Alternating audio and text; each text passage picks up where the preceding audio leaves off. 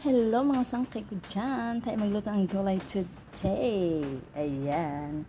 Wala tong sahog-sahog. Gulay lang. Gisa ko lang sa bawang, sibuyas, kalabasa siya at saka talong. Ayan, talong nakababad siya sa tubig na may asin. Ayan. So, nag-ready na ako dito ng kawali ng ating mga sangkay. Papainit na ako ng kawali with oil na yan. So, lagyan na natin ang ating sibuyas. Ayan.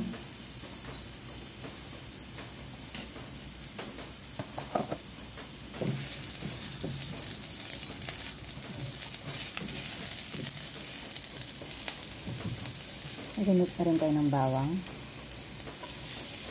Habang nagigisa tayo mga sangkay, habang ginigisa natin yan, i-drain ko na ang ating talong.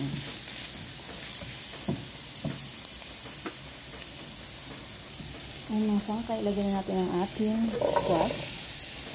Igisa lang muna natin saglit bago natin ilagay ang ating eggplant. So, tatakpan natin yan.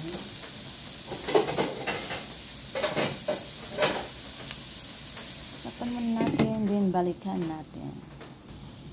Ayan, let's check it. Ilagay na natin ating talong. Ayan, this time ng sangka, lalagyan na natin ang panglasa.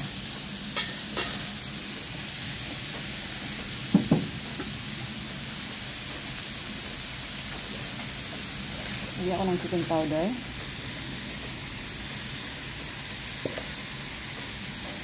Dami na. Paminta. Siyempre ang ating pangmalakasan. No seasoning liquid.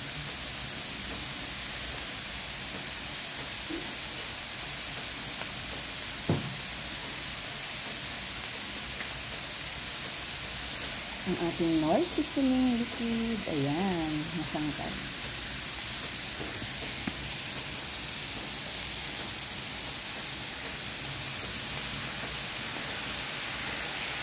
Ayan, maglalagay tayo ng konting tubig.